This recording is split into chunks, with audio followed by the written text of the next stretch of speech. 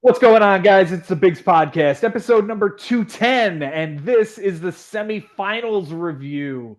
I can't believe that I'm still alive. I can't believe that I beat Ben this week, and we're going to break down everything that was in week 24. With me, as always, from Denver, Colorado, Jason Ashby. Jason, how are you feeling being the closest spectator to this whole thing? You did all the research this week. It's What? been amazing. Yeah, what a pair of incredible matchups. You had, you and Ben, look, that was a matchup that everybody I think was looking forward to. Again, like I said last week, what's a semifinals, what's a playoff match without it being Joe versus Ben? That's like the Mhm. headliner. And you killed it. So congratulations to you. And then we had Josh and Henry, and they went back and forth. It was that was just a fun one to watch. And you know what? Our reigning champion came out on top, and now it's you and him in the finals. And I gotta say, my popcorn's in the microwave. All right. Well, it is Monday. We are just about to get started with the games for the day as we are recording. The Braves are set to go. So I'm going to be intently watching how they're doing here as we begin. Let's kick things off here with the matchup between Henry and Josh. Because that one was the really competitive matchup this week. We'll talk about mine with Ben in just a minute and explain why I'm putting it second. But for what it's worth, Henry and Josh put together quite an interesting show this week. It ends up being what 12-6 was the final, or 12-4. 12-4? 12-4 was the final. Yeah. 12-4. Now, that score isn't really indicative of what happened this week. I'm not surprised it ends up in a blowout because it looked like a blowout many times this week. hmm Yeah. I mean, if you look at the scores after each day, like But after what? After Wednesday, Henry was up 16-3, 14-4 after Thursday, and then mhm. Friday happened. And then Friday happened. On Friday, Josh flipped ERA, innings pitched, wins, strikeouts, runs, RBIs, batting average, untied the errors category, untied the homers category, untied strikeouts by a hitter, and tied stolen bases. That is 11 changed categories in one day. Yeah. I And mean some of it was even within a half an hour. I texted Henry like, "Hey man, hope everything's going well. It looks like our matchup might be imminent. Hope you do well this weekend." And Mhm. a half hour later, he texts me back. He says, "Did you do this?" Thank you very much. Wow. I I couldn't believe what I was seeing. Every single category was falling in favor of Josh. And then Henry brought it back on Saturday, but then Sunday it just swung right back to Josh again. Right, right. On Sunday, Henry tied runs scored, but Josh flipped doubles, flipped on base percentage, and whip, and tied walks by a pitcher and losses when Henry took 4 losses on Sunday. Yeah, And we'll brutal. talk about some of those here in a minute. It was 10-9 going in, 12-4 coming out. What an incredible, incredible matchup between these two. It's ridiculous. It's absolutely like I said, it was fun to watch. It was fun to do this research and just seeing what these guys are going to do next. Like it was just a real um everything was close even though the score didn't say that it was. Mm-hmm. Yeah, we'll talk about why it ends up being that way here in a minute. Henry for close categories wins by a triple. Josh wins by a double, 2 homers, 2 stolen bases, 4 ticks on the on base percentage, 3 saves, and 4 relief appearances. You've got to be kidding me, this guy. Yeah. Yeah. These That's what he does. these two tied in runs, errors, wins, losses, and walks by a pitcher. 5 ties in this ridiculous matchup. I mean, this is gonna be a semifinals, probably for for ages, right? We're It's gonna look one of back. the best. It's one of the best we've ever seen, without Yeah, question. yeah, Without question.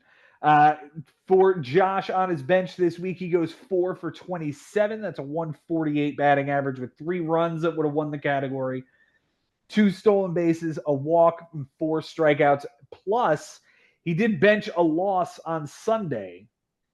yeah, yeah. He picked up this Connolly early guy for the Red Sox, but benched him, Mm. and he got a loss, and that would have that would have mattered. So, good job there. By the way, you're gonna see this is a theme.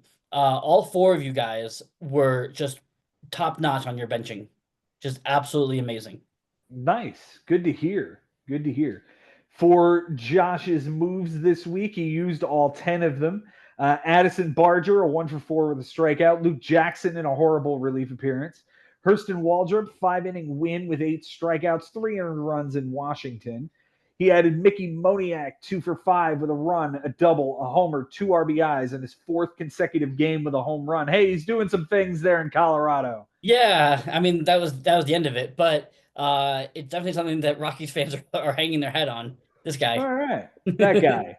Terrific. Sal Stewart, 0 for 3 with 3 strikeouts. Ahmed Rosario, 1 for 2 with a double, 2 RBIs, and a strikeout. He added Spencer Torkelson, 1 for 3 with a home run. And I don't know how I feel about having to face Torkelson after all this. I mean, there's some poetic justice there, I think, right? I think so, but I'm not exactly comfortable with that. Yeah. Well, you look, the Tigers have been terrible, so we'll see what happens. That's true. That's true. He added Emmett Sheehan, 7 inning no decision with 10 strikeouts and nothing earned against San Francisco. That's a good one there. Yeah, yeah, that was a good one. Yeah. Connolly early, we talked about him. He was benched in the loss, and he added Ha-Sung Kim after the bell to try to counteract some of my Braves here that Yeah. are in fact red hot. Yes, they are. Yeah. I mean, too late for the Braves, but good for you. Yeah. The MVP this week goes to Andy Pajes. 417 with a 440 on base percentage, 5 runs, 4 doubles, a homer, 2 RBIs, a steal, a walk, and 2 strikeouts. Shout out Juan Soto, who hit 391 with a 481, 2 homers and 6 RBIs. And looks like Ben Rice had himself a nice week, a homer and 6 RBIs as well. Yeah, yeah, there was a few cats here, but I'm mad at the Mets, so I didn't look at Juan Soto. Mad at the Mets, did not look at Soto. Man, it's been a very, very rough week for us. And I hope, I hope they don't blow this thing, but we do not control our destiny as of recording right now. Yeah. Uh, my faith is this big right now. Yeah, yeah. Kyle Schwarber is the least valuable hitter this week, as he did not have himself a very good one. Wherever he is, there he is, 167 with a 259, 3 runs, a double, a homer, 2 RBIs, 3 walks, 9 strikeouts. He did win the strikeouts category, and he won average and on base percentage, won homers, and won most of the offensive categories this week. So He really hats did, off to yeah. him. So yeah, I mean nobody really shit the bed here. It was just kind of Right. the worst of the best, kind of. Mhm. Yeah. Emmett Sheehan is the Cy Young. We talked about him. And the Cy Young goes to Blake Trinan. Yep. We'll talk about more about him later too. This isn't the last time we're gonna say his name. No, no, I'm actually quite disappointed in Blake Trinan. 2 innings, 2 losses, a homer, 2 walks, 1350, and a two across 2 relief appearances. Just an ugly week for that guy, but he did end up somewhere else by week's end. Yep. And like it's been an ugly season. His ERA is 5.55 in 29 appearances. He's been terrible. That's not good. That's not Nope. good at all. Nope. For Henry on his bench this week, you said it. He definitely killed it. He went 7 for 38. That's a 184 batting average with 5 runs that would have won the category. 2 RBIs, a steal, 2 walks, and 13 strikeouts. He did bench a terrible start from Ryan Pepio against Toronto on Tuesday, so hats off to him for that one. Yep. It was a pretty solid week on the bench. Yeah. Yeah. I'm telling you, it's a theme across the semifinals. Which I guess if you're gonna be a semifinalist, your bench should be pretty clean, right? Mm-hmm. For his moves this week, he also used all 10. And at this point, what the fuck are you holding on to them for? Uh, Emmett Sheehan, 5 2/3, a no decision, 3 walks, 7 strikeouts, and 1 earned run as a bulk reliever against Philly. I don't know what he didn't do to earn the next start on Henry's team, but I guess maybe he had to move on and keep rotating guys in and out. Yeah, but then it went to Josh, and he had that brilliant start against the Giants. So Exactly. Exactly. He added Robert Garcia for a clean relief appearance. Tyler Wells, 6 inning win, 4 strikeouts, and 1 earned run against the White Sox. He added Edgar Caro, 2 for 3. Kiter Montero, 3 inning no decision, 2 homers, 4 walks, 3 earned runs against Atlanta. Javier Assad, 4 inning no decision with 2 earned runs in Cincinnati. And then on Sunday, he banked on this. He went with 4 starters to some of try them to work. get this thing. Yeah, some of it worked, some of it didn't. Joey Cantillo, 4 1/3, no decision, 2 walks, 5 strikeouts, 1 earned run in Minnesota. Jamison Tyone, a 7 inning loss with 1 earned run in Cincinnati. That was a 1-0 loss to Cincinnati in a pennant race where we needed Chicago to fucking win a game. Yeah, you know what's gonna happen? We're gonna go into Chicago, and they're gonna trample us. Yeah, that's exactly what's going to happen. Yeah. And then he added Mitch Spence, 3 1/3, a loss, a homer, 2 walks, a strikeout, 6 earned runs, a 16-20, and a 330 against Pittsburgh. So he goes, I'm going to get the night guy. Jason Alexander, an inning and a third, a loss, 2 homers, a walk, 7 earned runs, a 47-25, and a 6. And that's your season, Henry. Yep. Yep. That's it. That was the guy. Yeah, I mean, things were close, and that's why things look a little bit uglier at this point. Henry again took 4 losses on Sunday, 2 of them from these 4 guys. Uh, he also blew up the walk total, blew up Yep. his ERA, blew up the WHIP, and Josh was just able to coast at that point, knowing that he was that far ahead. Yeah. I mean, the Jason Alexander against the Mariners, that's a dart throw right there. Because I mean, you're really taking a shot. Taking a shot. Seattle's been red hot. Their offense Mm-hmm. is booming right now. Yeah, that's a tough choice. Yep. Henry's MVP this week goes to Geraldo Perdomo, who has been just fantastic for the Diamondbacks, fantastic for him. 391 with a 500 on base percentage, 4 runs, 4 doubles, a triple, 2 RBIs, 4 walks, and 2 strikeouts. 24th, where was he? 24th round pick. Insane. Just insane. And this guy's going to go, obviously, maybe half that next year. Oh He's got yeah. to be somewhere between 10 and 15th round. Oh yeah. I mean, if not even higher. I mean, it's a premium position at shortstop. Mm-hmm. Um, depending on what the Diamondbacks do in the offseason, like he could be the leadoff guy, for the whole season. Like, yeah. Yeah. His least valuable hitter, let's see, Matt Chapman, Kyle Teal, Vlad wasn't very good either. Uh, Matt Chapman was pretty bad, an 080 with a 200 on base, 9 strikeouts, 4 walks, 3 RBIs, 3 runs scored, and a double. Yeah. That is not the week you want to see out of that guy. No, 12 strikeouts out of Kyle Teal, 10 strikeouts out of Trent Grisham. Yeah, not a great week. Yeah, not a great week offensively, and it shows. I mean, he hit 267 with a 342. Those 2 things should compete most weeks. Josh was just better. Seven Yeah. homers, 34 RBIs. That should compete. 16 doubles can't win. I mean, that's 28 come on. runs, 28 runs scored. Yeah. Yeah. Yep. The Cy Young this week goes to Max Fried because, of course, it does. This guy's been carrying the team all year. 7 inning win, a walk, 13 strikeouts, nothing earned in an 0.57. The Cy Young this week goes to Jason Alexander. It has to. I mean, that's the biggest blow up I've seen in a long time. Yeah, I will say Michael Waka was terrible in both of his starts this week. Mm-hmm. ERAs in the double digits for both starts. So he and 2 losses, so he was pretty bad too. Obviously, the Alexander play is the one to highlight, but Michael Waka was dog shit. Yeah. And now Josh gets to move on to the finals. Henry gets to play Benjamin in the third place round. Ben I know will be very excited to be playing Henry. Let me tell you. Yep, that's gonna be a good one, especially since they can't make any moves. They gotta work with what they got. Yep, they're stuck with Mitch Spence and Jason Alexander on the roster right now. That's what Don't happened. play them. Don't Yeah. start unless you have to. And the one thing that is interesting, Benji did grab. Well, I guess we should move on to the next matchup here in order to start talking about those two. Yeah. And those two being myself and Ben Nisman. And man, did I crush him this week. You did. You I, absolutely did. It was pretty much a no contest from the pretty much the very start. yeah, and I'm just amazed. I didn't think that the team was capable of something like this. I haven't had a win like this all season. Because the Braves have been terrible, and they finally found a way to Yeah, get hot.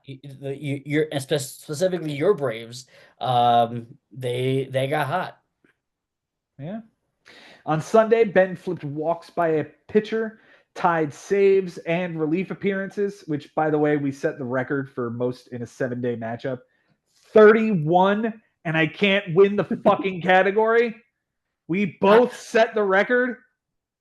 I could hear both of you saying anything you can do, I can do better. Like I'm gonna get a reliever, okay. I'm gonna get two relievers. You're gonna get two relievers. I'm gonna get three. It's like name I'm that gonna get tune. a I'm gonna get a reliever that comes in 2 days in a row.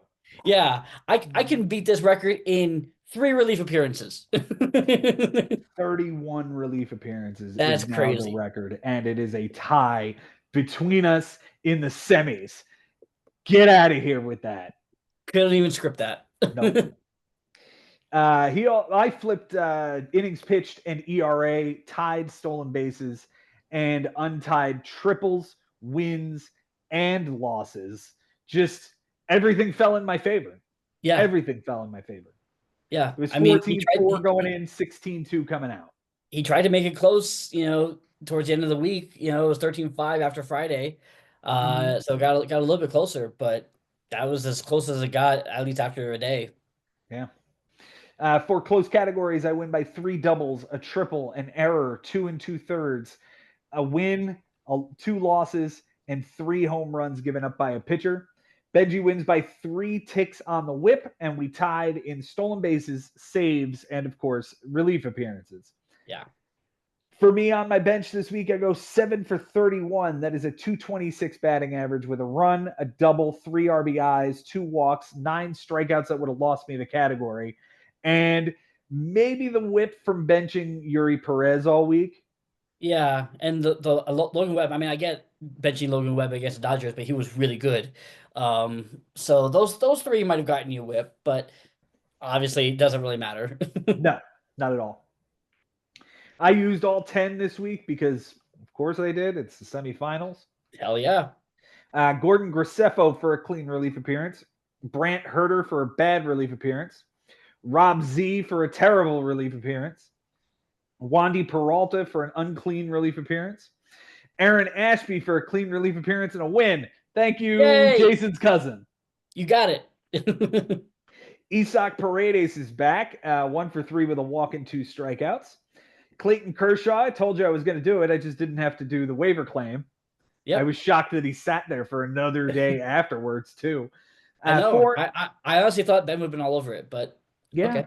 Yeah. I really thought so, too, especially his last. Once it was announced that he's retiring, Yeah. I'm all over that. Yeah. They're not going to let him. They're not going to let him be bad, and he's Right. not going to allow himself to be bad. He wasn't bad. It was a 4 1/3 no decision with a bomb, 4 walks, 6 strikeouts, only 2 earned runs in San Francisco. Yeah. Yeah. That was good. Yeah. Brazaban was bad. Yuki Matsui did not pitch, and Joe Boyle had 9 strikeouts and 1 earned run and finished 2 outs short of qualifying for a win. That was a little annoying. Yeah, but you didn't need it, so it was fine. No, I didn't need any of this. My MVP this week goes to Drake the Snake Baldwin, 393 with a 433 on base percentage, 7 runs, 2 doubles, a triple, 3 homers, 12 RBIs, 2 walks, and 2 strikeouts. The triple comes on Sunday because, of course, it did. I Yeah, watched it happen and I went, that's the ball game. Like yeah. that's From definitely the ball game. from your catcher. Like I know he's a rookie, but like a catcher with a triple on a Sunday is cherry. Yes, yes. The least valuable hitter is the combination of Marcell Ozuna and Jackson Holiday. They, I just can't seem to get the two right, and now I've thrown Isak Paredes into this mix in the final week because, of course, I did. I We'll get it see. though. I mean, he was your guy for the first 3 months of the season or whatever until Mhm. he we thought he was gonna be gone for the season, and then all of a sudden here he is. So I get it. And I know I'm going to be playing him because he's playing DH, like he's just hitting. He can't Yeah. get me an error. Yep. So him and Ozuna are really kind of valuable because of that. Yep. The Cy Young this week goes to Spencer Strider, who really made up for himself after a few really bad starts here the Yeah. last couple of weeks. 12 innings, 2 wins, a homer, 5 walks, 12 strikeouts, an 0.75 and a 1.25. The Cy Young goes to David Peterson, who's now off the team and now on Ben's team because he finally used his waiver claim on the final day of the season and his 10th The last move, possible minute. the last possible minute to use the number one waiver claim, and it comes for David Peterson. This week, 5 innings, a loss, a homer, 3 walks, 1 strikeout, a 10.80 and a 1.80. Rob Zastryzny was terrible in his relief appearance. He gave up, what is that, like 3 earned runs in relief appearance? Yeah, in a Yeah. third of an inning. Yeah, he was bad. Bassett wasn't great, but it was enough that I could win. I mean, just about everything. Yeah. Like again, even the worst wasn't bad enough. No, no. For Benjamin on his bench this week, he goes 4 for 26. That's a 154 batting average. Well done again, as shown. 2 runs, 2 doubles, 6 RBIs, a walk, 7 strikeouts. He could have had innings and relief appearances. He did bench Chris Martin in a relief appearance. That would have been 32 relief appearances in 7 days. Yeah. That's Tyler just madness. Tyler Alexander, he benched earlier in the week too. And then Sunday he benched Minaya and Schlittler. Um, they weren't great. Minaya was okay. Mhm. But so he probably would have lost whip had he started them, but he would have gotten the innings and the relief appearances. Yeah, it wouldn't have helped. It No, wouldn't have it helped. wouldn't have helped. Wouldn't have Nothing would helped. have helped. He used all 10 because, again, it's the semis. What are you hanging on for? Dylan Dingler, 1 for 4 with a double, an RBI, and a strikeout. Edwin Uceta for a clean relief appearance. Brock Burke, a clean relief appearance. Bryce Eldridge, 0 for 3 with 2 strikeouts. Michael Conforto, 0 for 3 with a strikeout. Freddie Fermin, 1 for 3. Chris Martin, a clean relief appearance. Ryan Thompson, a clean relief appearance. Blake Trinan was horrible and took the loss. And David Peterson off of waivers for this week. The MVP this week, he didn't win any offensive categories. No. So it's very difficult to select somebody. He hit 211, 218, I mean, 218. you guys tied in steals. So if you want to look at steals, it's Byron Buxton, but he struck out 12 times to hit a buck 92. Yeah. Yeah. I mean, there really isn't anybody to write home about. The least valuable hitter this week goes to Vientos, Buxton, and Tovar. Vientos 071 with 7 strikeouts. Tovar 190 with a 217 in the error. The And error. Bucks and the error. We had one apiece. Yep.